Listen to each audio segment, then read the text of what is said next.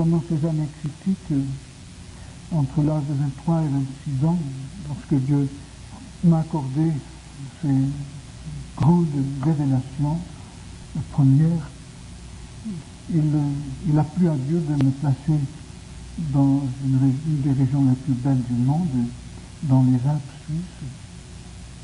C'était humainement parlant, un hasard absolument extraordinaire. Dieu m'a sorti d'un véritable creuset de souffrance personnelle et de désespoir, et je me suis trouvé dans ces montagnes de façon tout à fait inespérée, au moment même où je lisais la Bible pour connaître Dieu. Et ma prière le plus jour était une seule prière: révèle-toi, je veux te voir, je veux te connaître. Petit à petit, en lisant la Bible et en regardant la création autour de moi, j'ai reconnu, comme je l'ai déjà dit, une seule signature dans ces deux livres. Une chose qui m'avait beaucoup troublé dans les milieux évangéliques que j'avais connus en Angleterre et même ailleurs, en Suisse, en France et même en Espagne, c'était que tout en mettant un fort accent sur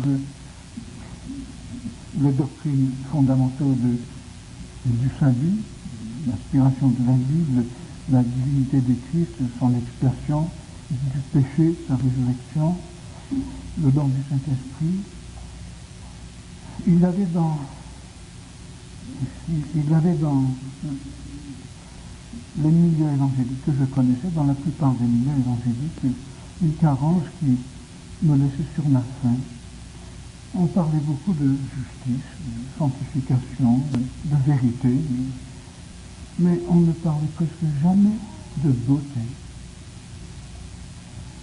C'était un mot qui semblait être inconnu du chrétien évangélique moyen.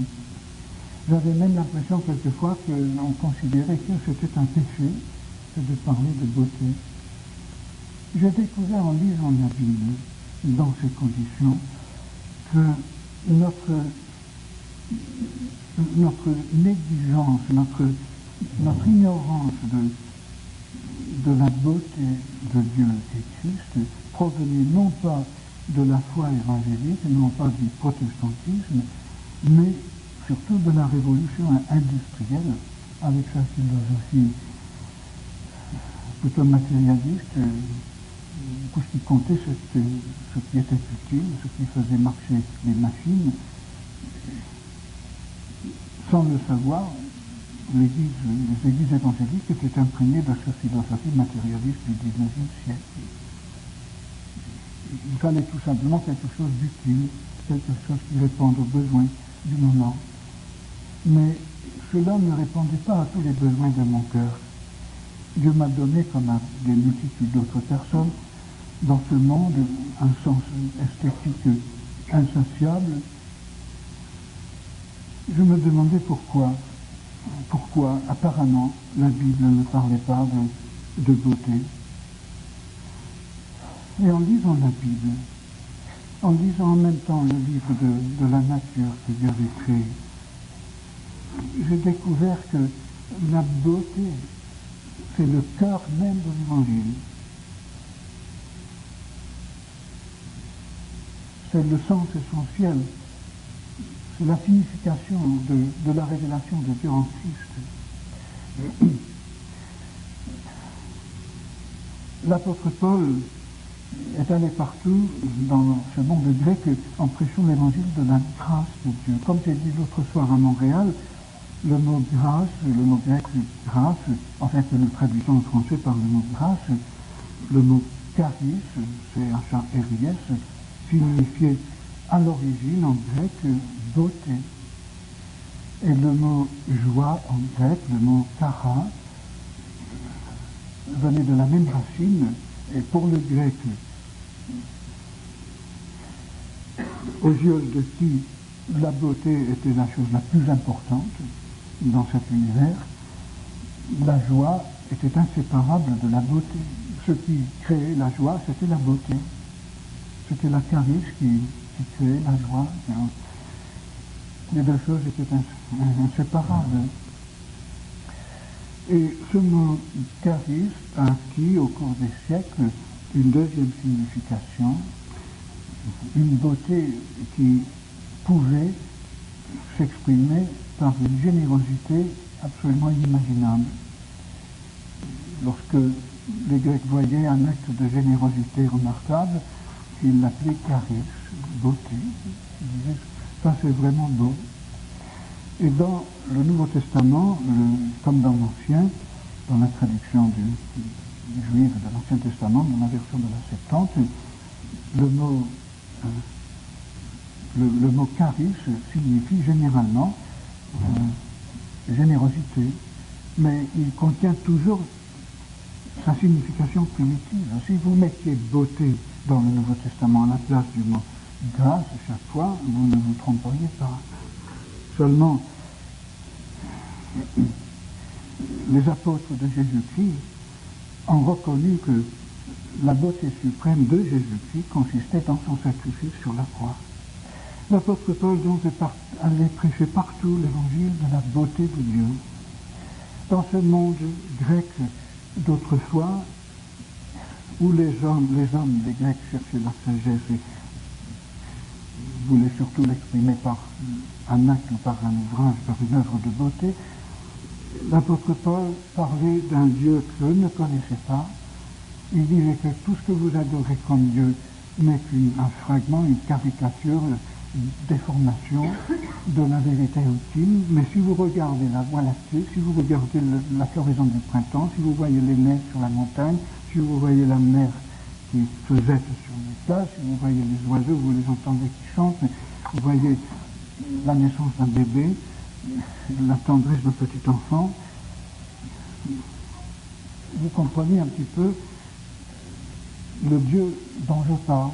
Moi je parle du Dieu suprême qui a fait toutes choses. Il est d'une beauté absolument inexprimable. Ensuite il leur racontait la vie de Jésus-Christ. Et Paul disait, malheureusement dans le monde des hommes, cette beauté manque terriblement. Partout où nous regardons, nous voyons mêler à une certaine beauté superficielle des choses absolument horribles et abominables. Nous voyons l'injustice mêlée à la bonté. Nous voyons la corruption mêlée à la tendresse. Nous voyons la mort, nous voyons la maladie, nous voyons l'injustice, la souffrance, la méchanceté. Nous ne pourrons pas trouver Dieu dans le monde qui nous entoure, dans ce monde que nous, les hommes, nous avons fabriqué. Là, il y a une distorsion universelle de la pensée primitive. Mais un homme a vécu sur cette terre qui était un véritable homme. Nous ne trouvons pas de difformité chez lui. Paul, en racontant la vie de Jésus-Christ, en racontant sa naissance, en racontant ses paroles, ses actes de puissance et de miséricorde, son intransigeance devant l'hypocrisie, la méchanceté des hommes, le conflit entre lui et les autorités religieuses et politiques qui ne pouvaient pas supporter la pureté de sa vision et de son âme.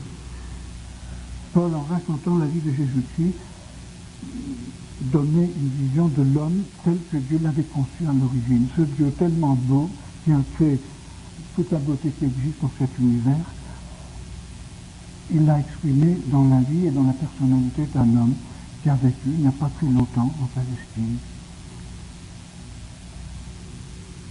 Est-ce que vous avez jamais entendu parler d'un homme semblable, disait Paul? Est-ce que vous pouvez concevoir un homme plus véritable, plus authentique que ce Jésus, avec sa virilité, son courage, sa ténacité, sa fermeté, sa justice, sa tendresse, son affection, sa compréhension, son intelligence absolument incomparable, des enseignements tellement intelligents que si seulement dans le monde entier on commençait ce soir à mettre en pratique son sermon sur la montagne, demain matin nous aurions résolu presque tous les problèmes qui tracassent l'humanité. Un simple charpentier, mais plus sage qu'Aristote, plus sage que Socrate, plus sage que tous les saints, les sages de l'Antiquité. Oui, Paul disait, Dieu ne peut pas être moins beau que cet homme. Tout est venu éventuellement de Dieu. Et Jésus est aussi venu de Dieu. Mais une rivière ne peut pas remonter plus haut que sa source. Il est impossible que le Dieu d'où vient Jésus-Christ soit inférieur à Jésus-Christ. Dans Jésus-Christ, nous voyons une telle bonté, une telle droiture, une telle lumière, une transparence, une telle compréhension, une telle intelligence, une telle puissance pour répondre aux besoins de l'humanité, même l'humanité morte et enterrée.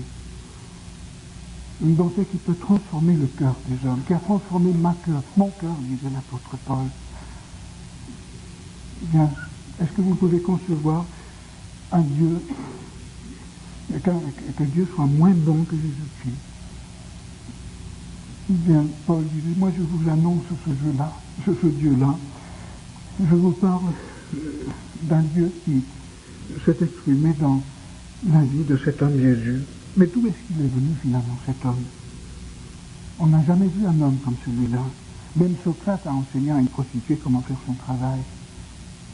Même Aristote a donné l'exemple des principes qui ont permis de créer un immense empire qui a écrasé les autres nations. Platon de même. Comment est-ce que nous pouvons expliquer le phénomène de Jésus-Christ? D'où est-ce qu'il a eu cette puissance extraordinaire? Comment est-ce qu'il a ressuscité les morts? Comment est-ce qu'il a transformé le cœur des hommes les plus méchants? Comment est-ce qu'il m'a transformé d'un bigot, rempli d'un zèle absolument fanatique, qui mettait les hommes et les femmes en prison, qui les tuait, en un homme qui est prêt à tout souffrir pour faire connaître ce Dieu tellement bon? Comment est-ce que vous expliquez tout cela? Il y a une seule explication. Ce Jésus, qui était tellement homme qu'il a vécu pendant une trentaine d'années dans son village natal de Nazareth, sans que personne, ni même les gosses qui ont joué avec lui dans lui, n'ont jamais soupçonné pour un instant qu'il était autre chose qu'un homme comme eux, malgré son caractère doux, malgré sa droiture, sa pureté. L'idée ne leur est jamais venue à l'esprit qu'il soit autre chose qu'un homme. C'était un véritable homme, mais comment expliquer le phénomène de son existence? Il a une seule explication, c'est qu'il y avait en Jésus non seulement une humanité, mais aussi une divinité. Comment expliquer cela? Et ensuite, il disait, bon, je vais vous raconter un petit secret que j'ai appris de la maman de cet homme, ou que mes amis ont appris de la maman de cet homme. La nouvelle de la naissance miraculeuse de Jésus. Et Paul dit, depuis que l'homme est sur la terre, les prophètes d'autrefois attendent cet homme. Depuis que l'homme était dans le jardin d'Éden, au moment de sa chute, Dieu a promis qu'un homme naîtrait d'une vierge et qu'il écraserait le grand serpent, mais qu'il serait blessé, qu'il verserait son sang. Et c'était en versant son sang qu'il pourrait racheter l'humanité des griffes du grand ennemi, de ce dragon qui va nous dévorer tous. Alors ce Jésus, dit Paul, n'est autre chose que le Fils de Dieu. Et Paul disait, je vous parle d'un Dieu qui est lumière, qui contient en lui toute la gamme, tout le spectre de la lumière, mais ce Dieu est amour, il est esprit, il est amour, il est lumière, il est pur, il est droit, il est rempli d'un amour extraordinaire, c'est lui qui crée la tendresse de la petite maman moineau qui s'occupe des petits oiseaux qu'elle met au monde. C'est lui qui crée l'affection d'un enfant, c'est lui qui nous fait tomber amoureux les uns des autres. Bien ce Dieu rempli d'amour, il est tout de même rempli de lumière. Moi je ne peux pas dire, dit Paul, croire en un Dieu qui ne soit pas absolument bon, mais cette bonté exige qu'il soit trop beau pour tolérer ce qui est vilain, ce qui est mesquin, ce qui est horrible et tordu, mais aussi une bonté qui fait qu'il aime nous autres hommes qui sont pris dans l'engrenage de cette maladie mortelle, ce péché, cette faillite qui nous a tous déformés et détournés de notre Créateur, nous a enlevé nos facultés spirituelles, nous a aveuglés, nous a rendus sourds et insensibles. Paul disait, ce Dieu que je prêche, c'est un Dieu, c'est le Père de Jésus-Christ. C'est la seule explication. D'ailleurs, il n'a jamais eu de Père humain. Ça, c'est un fait. ses ennemis même disaient qu'il était né de prostitution. Certains des chefs religieux à Jérusalem lui reprochaient cela en disant « Nous ne sommes pas nés d'impudicité », comme si lui l'était. Personne n'a pu expliquer l'origine de Jésus, à part la nouvelle de sa naissance miraculeuse par une vierge.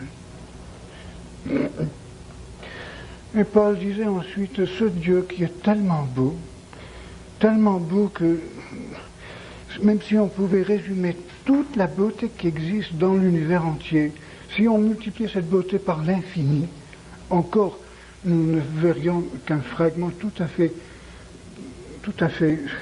ridicule, une caricature presque de la beauté qui existe dans l'âme, dans la pensée éternelle de ce Dieu. Bien, Paul dit, moi je veux que vous connaissiez ce Dieu, moi je le connais maintenant. Et comment est-ce que je l'ai connu? Eh bien, je vais vous raconter une histoire.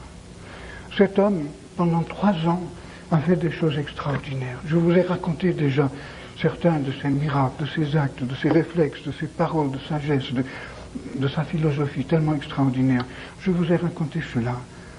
Mais savez-vous ce que les hommes ont fait là-bas, en Palestine, en Israël? C'est vrai, il y a une petite poignée d'hommes qui ont reconnu la vérité, qui ont su que cet homme venait de Dieu et qui l'ont suivi. Et c'est grâce à eux que maintenant, moi, je suis au courant et que moi, je le crois. Mais, savez-vous ce que les autres hommes ont fait? Oh oui, c'est vrai, la foule le suivait, disait, c'est un grand prophète, c'est un grand homme, il est bien, il nous fait du bien, etc. Mais les autorités ont été tellement jalouses de lui. Les autorités politiques, les Romains, aussi bien que le roi Hérode, et surtout les autorités religieuses, les Sadducéens, les prêtres qui tenaient le temple et qui ramassaient tout l'argent des offrandes et des sacrifices, et aussi, qui étaient l'aristocratie de la nation, et aussi les pharisiens, les docteurs, ceux qui expliquaient les livres saints, oui, ils ont été tellement jaloux de ce charpentier de Nazareth, qui n'avait jamais fait d'école biblique, théologique. Il est sorti d'une étable, il est sorti d'un atelier de menuiserie, il est sorti des rues de Nazareth, rempli de jalousie. Ils l'ont guetté pendant 1 an ou 2, et finalement ils ont tiré la conclusion que parce qu'ils démasquaient toute l'hypocrisie de leurs interprétations des choses divines, on ne pouvait faire une seule chose, c'était de le liquider, de l'éliminer. Sinon, leur autorité à eux était contestée. Ils ne pourraient plus contrôler la nation, ils ne pourraient plus jamais ramasser l'argent, ils ne pourraient pas être là comme les seigneurs de la foule. Ils ne pouvaient plus passer pour être les interprètes de Dieu. Ce pauvre petit charpentier, il remettait tout en question. Alors il avait une seule chose à faire, c'était de le guetter, d'aller le trouver en pleine nuit, l'arrêter, l'interroger illégalement. On lui a fait 6 procès en une seule nuit, et le matin suivant, et finalement toute la foule hurlait « Crucifie-le ». Vous autres Grecs, vous avez vu des tas de crucifixions, vous savez comment les Romains font, vous savez ce que c'est, vous connaissez cette histoire de flagellation. Le pauvre, il n'avait pratiquement plus de chair sur le dos quand on a fini avec lui. D'ailleurs, on l'a battu, on l'a torturé plusieurs fois, et on lui a enfoncé une couronne d'épines d'acacia qui ont dû pénétrer presque jusque dans l'os de son crâne. Et avec toutes les misères qu'on lui a faites, on l'a craché dessus, et finalement on l'a cloué sur un poteau, sur un tronc d'arbre, et on l'a balayé de ce monde comme une saleté. Et la foule n'a pas bougé, et personne n'a protesté. Même ses amis l'ont abandonné, ils avaient tellement peur. Voilà ce qu'on a fait. Voilà comment cet homme réagit devant la beauté de Dieu. Et qu'est-ce que nous sommes, nous autres hommes? Qu'est-ce qu'il y a dans notre cœur? Comment expliquer cette méchanceté?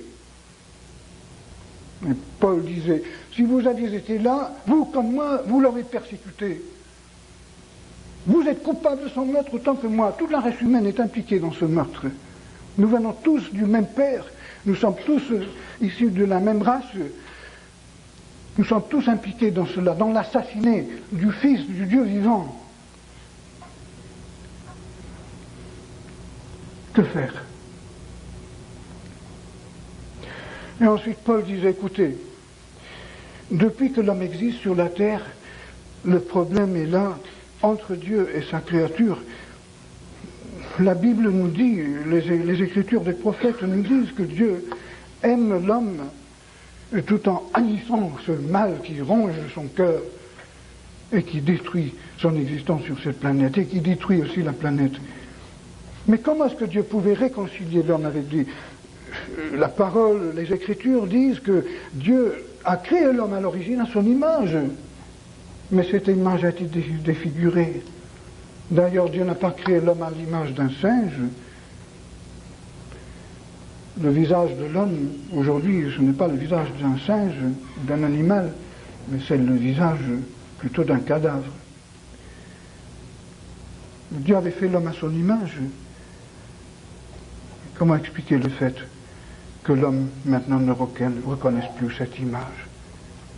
Ce Jésus, c'était la vraie image de Dieu. C'était un portrait authentique de Dieu. Vous savez, ce Dieu que finalement nous cherchons tous, il est plus grand que l'univers. Regardez les étoiles, regardez la Voie lactée. On ne peut pas arriver jusqu'à la Voie lactée. Comment atteindre le Dieu qui est plus grand que l'univers? Et comment atteindre le Dieu qui est si minutieux, si insaisissable, que même si on défait la matière, on arrive jusqu'à l'atome, encore on ne peut pas découvrir le sens de l'origine de tout cela. Il y a quelque chose qui nous échappe. D'ailleurs, comment dialoguer avec un Dieu dont on ne connaît pas le langage? Et comment sait-on si ce Dieu comprend notre langage et notre cœur? Eh bien, la bonne nouvelle que je vous apporte répond à toutes ces questions. Nous savons que Dieu comprend l'humanité puisqu'il a été un homme. Nous comprenons son langage puisque cet homme nous a laissé ses paroles et nous les avons même par écrit, par des témoins oculaires. Et je peux même vous fournir ici un document écrit par un garçon, un jeune médecin que j'ai pu amener à la connaissance de Dieu, un originaire de Troas, qui a même mis sur ce parchemin toute la vie minutieusement exacte de Jésus-Christ, l'évangile de Luc, si vous voulez. Et vous pouvez étudier cela à votre gré. Nous avons une documentation sérieuse.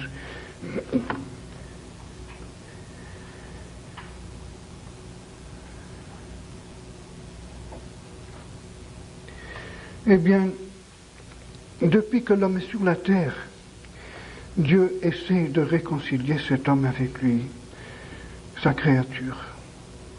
Mais la seule manière de le faire, l'unique manière de le faire,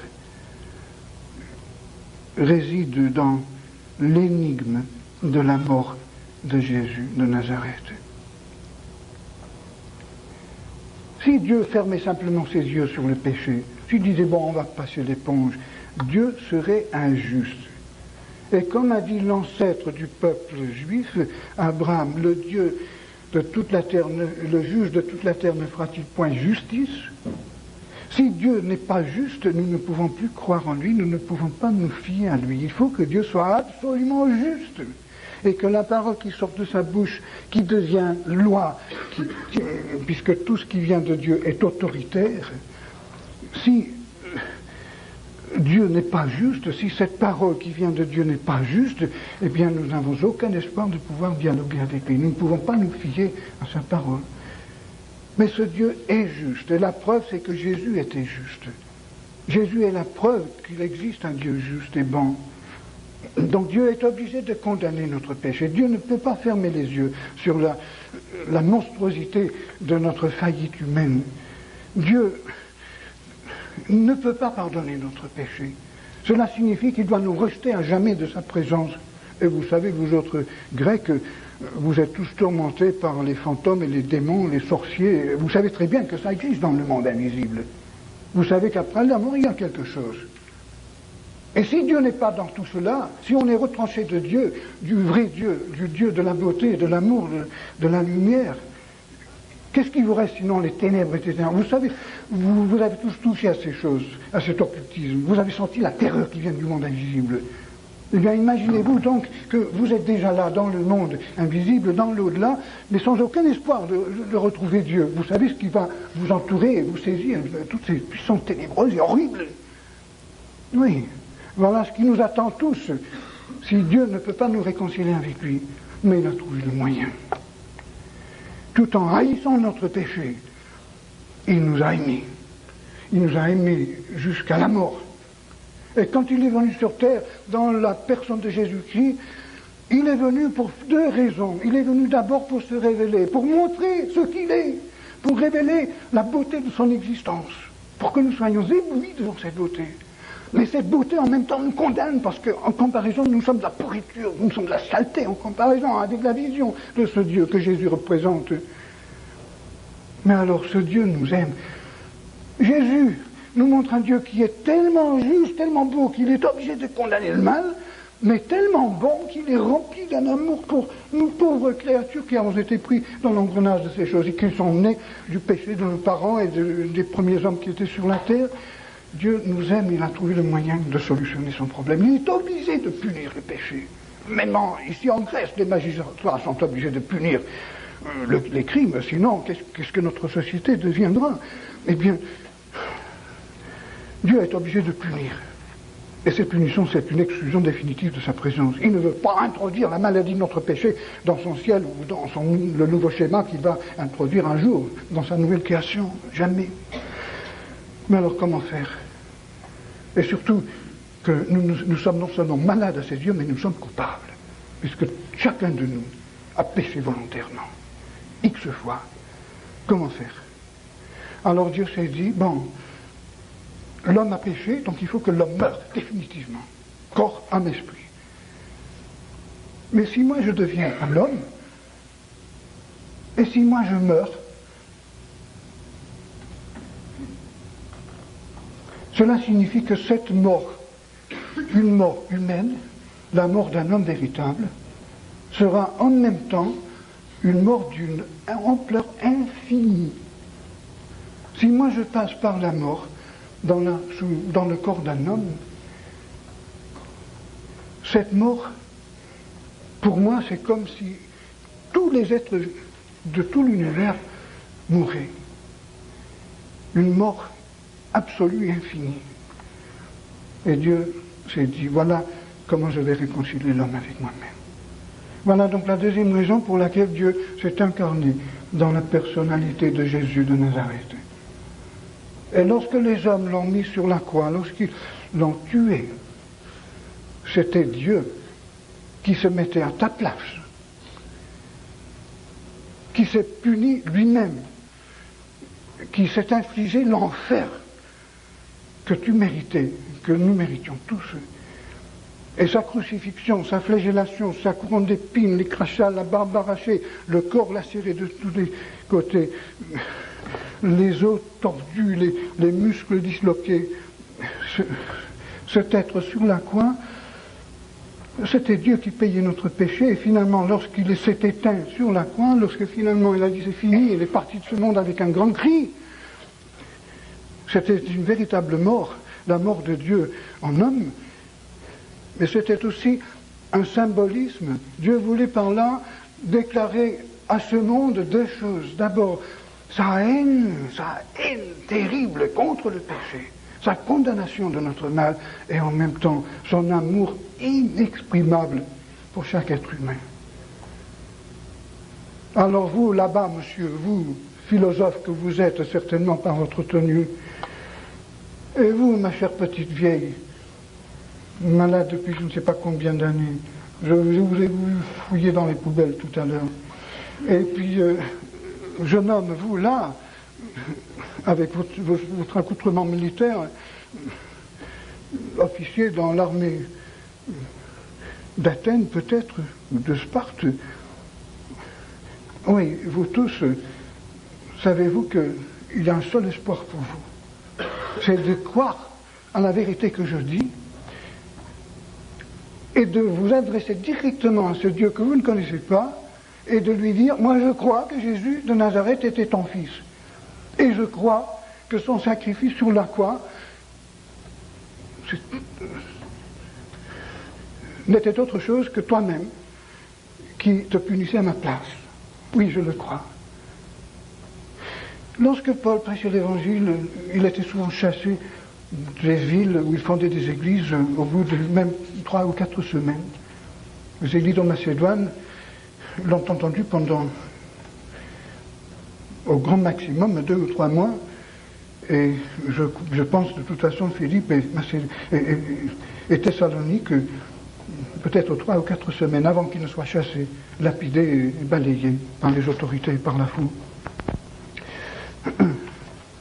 Il n'a pas eu le temps d'expliquer beaucoup de points théologiques. Et pourtant, quand il écrivait aux Thessaloniciens, quelques mois, ou peut-être 3 ou 4 mois plus tard, quand il était à Corinthe et il écrivait à l'église de Thessalonique, il leur racontait, il leur rappelait tout ce qu'il leur avait appris sur l'Antichrist, sur le retour de... C'est fou ce qu'il leur avait appris en quelques jours presque.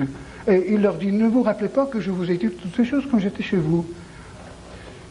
Ne me dites pas que les jeunes églises ne peuvent pas assimiler un bagage biblique très considérable. Et pourtant, Paul n'avait pas pu leur enseigner toute la théologie. Mais ces chrétiens savaient en mois ou 4 mois pour consolider la voix de Dieu. Ensuite, il les retirait et les envoyait ailleurs où il venait faire équipe avec lui, à Athènes ou à Corinthe, dans une autre ville. Paul formait ces hommes. Ça, c'était son école biblique, comme l'école biblique de Moïse avec Josué, l'école biblique d'Élie avec Élisée, l'école biblique de Jésus-Christ avec ses 12 apôtres. Et Paul travaillait sur le même modèle. Il prenait avec lui un équipier, Barnabas ou Silas, et ensuite, au fur et à mesure qu'il fondait des églises, il ramassait des jeunes de ces églises qui faisaient route avec lui, qui souffraient avec lui, qui serraient la ceinture avec lui, qui étaient lapidés avec lui, qui allaient en prison avec lui, qui le voyaient passer des nuits de prière, qui voyaient des hommes se convertir en fous, qui voyaient des églises fondées dans une ville après l'autre. Et lorsque Paul est parti de ce monde, il a laissé une multitude de jeunes apôtres, prophètes, docteurs, évangélistes, prophètes, qui ont continué le travail.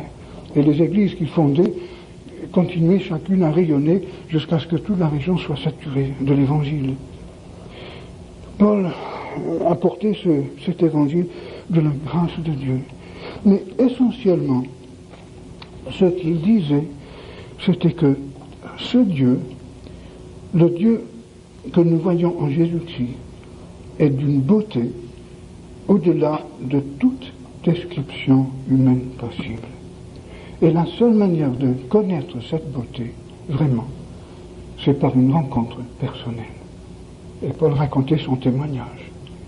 Comment il avait eu cette vision de Jésus-Christ. Il avait été même aveuglé physiquement pendant 3 jours après. Et il leur disait, si vous voulez connaître ce Dieu, il faut une rencontre personnelle.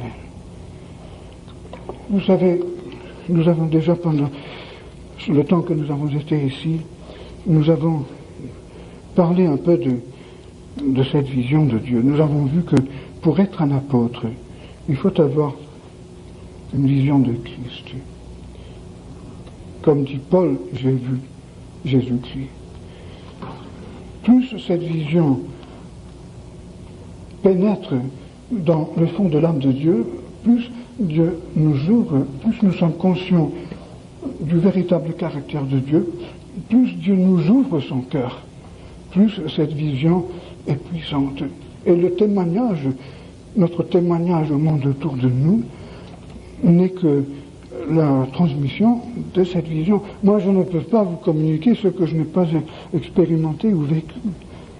On ne peut pas donner au monde ce qu'on ne possède pas. Si nous sommes appelés à donner du pain et de l'eau à la foule, il faut bien qu'on possède ces articles.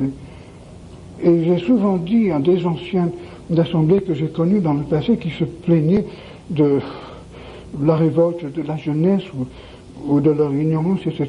Et j'ai dit, écoutez, si vous n'avez pas assez à leur donner, ils vont chercher ailleurs, ou ils vont chercher dans le monde. C'est à vous de leur donner tout cela. Mais vous ne pouvez pas leur communiquer une connaissance de Dieu et surtout une révélation de Christ que vous ne connaissez pas. Vous, les premiers, vous devez chercher de tout votre cœur, vous devez supplier Dieu, vous devez embêter Dieu, vous devez crier vers Dieu nuit et jour pour qu'il se révèle, et ensuite vous avez quelque chose à dire aux autres.